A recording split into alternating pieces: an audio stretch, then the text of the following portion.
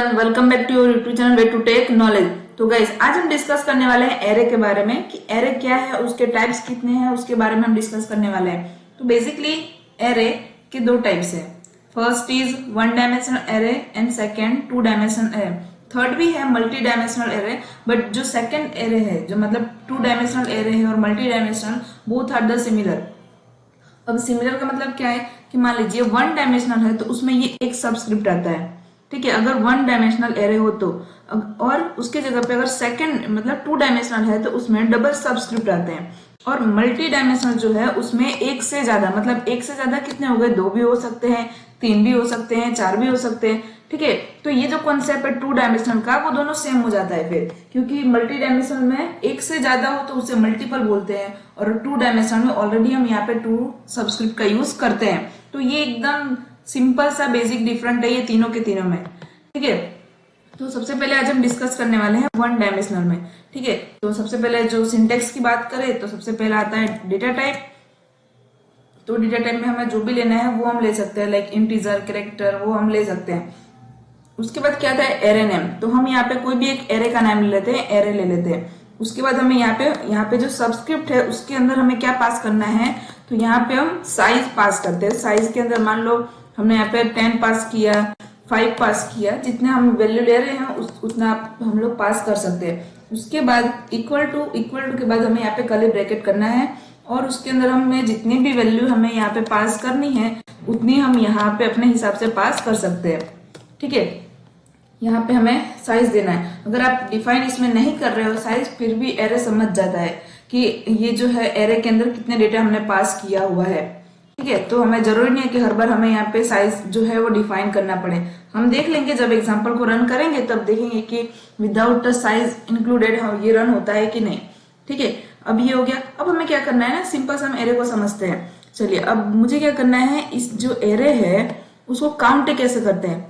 हम जब भी कोई एरे या फिर इंडेक्स के अंदर ये पूरे के पूरे इंडेक्स को काउंट करें तो 1 2 3 4 5 इस तरीके से काउंट करते हैं। But array always start with 0 index number. तो एरे जो है वो 0 से स्टार्ट होता है। तो ये 10 है, उसका नंबर है 0, ये 1 2 3 4।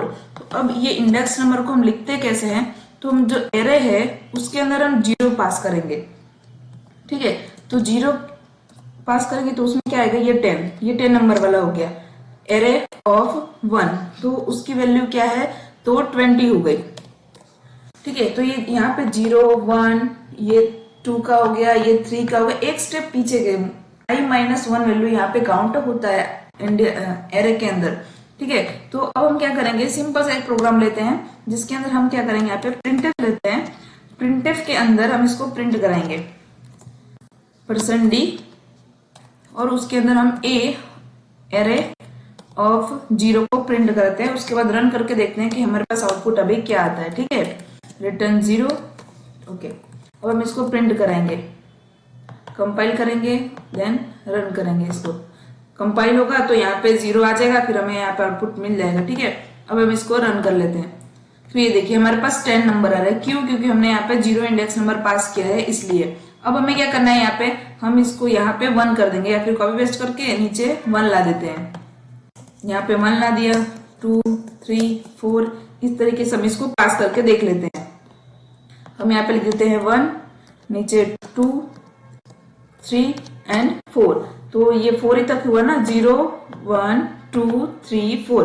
तो देखते हैं यार 10 20 30 40 50 इतने नंबर हमारे पास आने चाहिए। हम इसको अब रन करके देख लेते हैं। तो ये देखिए हमारे पास 10 20 30 40 50 नंबर आ चुका है। अब क्या करना है ना, यहाँ पे /n का यूज करना है, क्योंकि हमें जो नंबर है वो नीचे मतलब 1 by 1 आना चाहिए, नेक्स्ट लाइन में हर बार नेक्स्ट लाइन में आना चाहिए, उस तरीके का चाहिए। तो ये सब क्या हो रहा है ना, हम कोड जो हमारे कोड की जो साइज है वो बढ़ती जा रही है बार बार। ये देखिए यहाँ क्या 10 20 40 30 10 20 30 40 50। तो ये एरे के हिसाब से सारे के सारे नंबर आ गए। अब कोई एक ऐसा यूजर आता है जो कहता है जो ये एरे ऑफ 0 पे जो वैल्यू है ना उसको मुझे चेंज करना है। तो हम वो कर सकते हैं, कोई भी वैल्यू को अपडेट करना है तो हम यहाँ पे अपडेट भी कर सकते हैं। तो हमें क्या करना है, उसके इंडेक्स नंबर थ्रू हम उसको चेंज कर सकते हैं। तो हम क्या करेंगे, यहाँ पे एरे ऑफ 0 जो नंबर है वहां पे हम लिख देते हैं 60 लिख दिया। अब हम क्या करेंगे, इसमें ये इसको यहाँ पे 0 को प्रिंट कर देंगे। एरे ऑफ इंडेक्स नंबर 0 जो है उसको हम यहाँ पे फिर से प्रिंट करके देखेंगे। तो अब देखते हैं हमारे पास ये क्या था। हम यहाँ पे कुछ लिख देते हैं ताकि हमें वो पता चले। चलिए हम यहाँ पे लिख देते हैं खाली ऐसे ही स्टैटिक इक्वल टू, उसके बाद ये हमारे पास आउटपुट आना चाहिए। ठीक है, अब हम इसको रन करते हैं फिर से।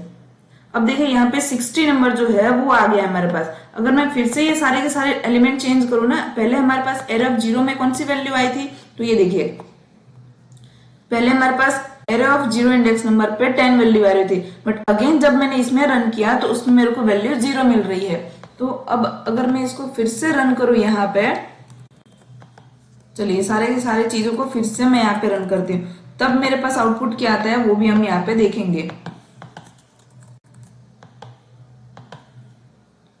ये देखिए 60 60, उसके बाद 20 30 40 50 इस तरीके से आउटपुट मेरे पास आ रहा है, क्योंकि यहाँ पे एक /n लिखना बाकी रह गया था।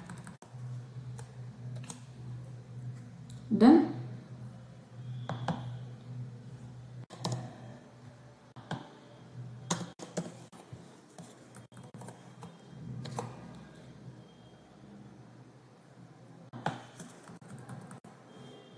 ये देखिए आ गया हमारे पास 60। अब ये पहले हमारे पास एरे इंडेक्स जो है 0 उस पे क्या थी वैल्यू 10, और अब आ गया है 60। तो आई होप आपको पता चल गया होगा कैसे हमको अपडेट करना है वैल्यू। तो ये जो सिस्टम है उसको क्या बोलते हैं, अपडेट। ठीक है, अब हमें क्या करना है, एक और वैल्यू ऐड करके देखना है। इसको हम रिमूव कर देते हैं यहाँ से, इसकी जरूरत नहीं है। अब हमें क्या करना है, ऐड देखना है कि हम ऐड कैसे कर सकते हैं। मतलब यहाँ पे 0 इंडेक्स नंबर 4 तक की वैल्यू हमारे पास है, बट हमें क्या करना है 5 वैल्यू भी हमें इंसर्ट कराना है। तो सिंपल है, क्या करना है, हमारे जो इंडेक्स नंबर है, ठीक है, ये 5 नंबर की वैल्यू हमारे पास नहीं है। अगर आपको प्रिंट करा के देखना है, सपोज हमने यहाँ पे लिखा 5, यहाँ पे देखिए 5। अब हम इसको क्या करेंगे, प्रिंट करा के देख लेते हैं एक बार। यहाँ पे इसको कमेंट कर देती है और इसको प्रिंट करा के हम देख लेते हैं कि प्रिंट होता है या नहीं। ये देखिए एरे ऑफ 5, तो वहां पे वैल्यू 0 आ रही है, क्योंकि हमने अभी तक एरे ऑफ 5 की वैल्यू हमारे पास है नहीं, क्योंकि ये 0 1 2 3 और 4 ही तक है, 5 की वैल्यू नहीं है। ठीक है, तो हम क्या करेंगे, ये जो एरे ऑफ 5 है उसके अंदर हम एक वैल्यू दे देते हैं 90। ठीक है, यहाँ पे हमने क्या किया, वैल्यू हमें ऐड करना है। तो ये कॉन्सेप्ट के बोलते, इस जो कंसेप्ट है उसको बोलते हैं ऐड करना। ये हमने ऐड कर दिया। अब हम क्या करेंगे, यहाँ पे फिर से एक इस तरीके से इसको हम दे देते हैं अपडेट। ये अपडेट किया हुआ है, और एक हम फिर से प्रिंटफ करा देंगे जिसमें हम लिख देंगे ऐड वैल्यू। ठीक है, ये हमने कर दिया ऐड। अब हम इसको रन करा के देखते हैं, और यहाँ पे हमें इंडेक्स नंबर पास कर देना है 5। रन करते हैं, ये देखिए न्यू एलिमेंट एक ऐड हो चुका है हमारे पास। तो अब अगर हम सारे के सारे चीजों को रन करेंगे एक साथ, तो हमारे पास आउटपुट जो है वो 90 ऐड होके आएगा। तो यहाँ पे जो है एरे 5 अब हमारे पास प्रिंट हो गया है, वो ऐड हो गया हमारे इंडेक्स नंबर में।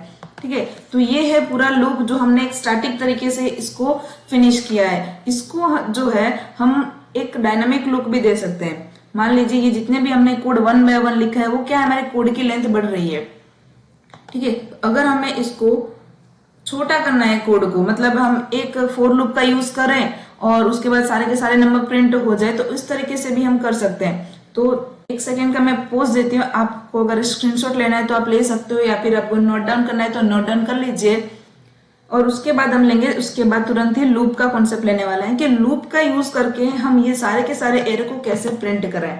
ठीक है, तो आप एक बार इसको ध्यान से देख लीजिए, या फिर स्क्रीनशॉट लेना है तो स्क्रीनशॉट भी ले सकते हैं। ठीक है, तो चलिए अब हम क्या करेंगे इसमें, अब हमें क्या करना है, ये सारी चीजों को हम यहाँ से हटाते हैं और इसके अंदर हम क्या करेंगे, फोर लूप का कॉन्सेप्ट लाएंगे। तो हम यहाँ पे 4 लेंगे और यहाँ पे एक इनिशियलाइज कर देते हैं हम इंटीजर i। ठीक है, ये हमने यहाँ पे इसको डिक्लेयर कर दिया। अब हम यहाँ पे i इक्वल टू 0 ले लेते हैं, देन i लेस देन 5 ले लेते हैं, क्योंकि हमने यहाँ पे साइज दिया है इसलिए। उसके बाद i प्लस प्लस, इतना कर लिया हमने। अब हमें क्या करना है, यहाँ पे वो जो हमने प्रिंट एफ किया था, प्रिंट एफ, उसके अंदर हम %d ले लेते हैं और इसके यहाँ पे एक स्पेस देते हैं %d।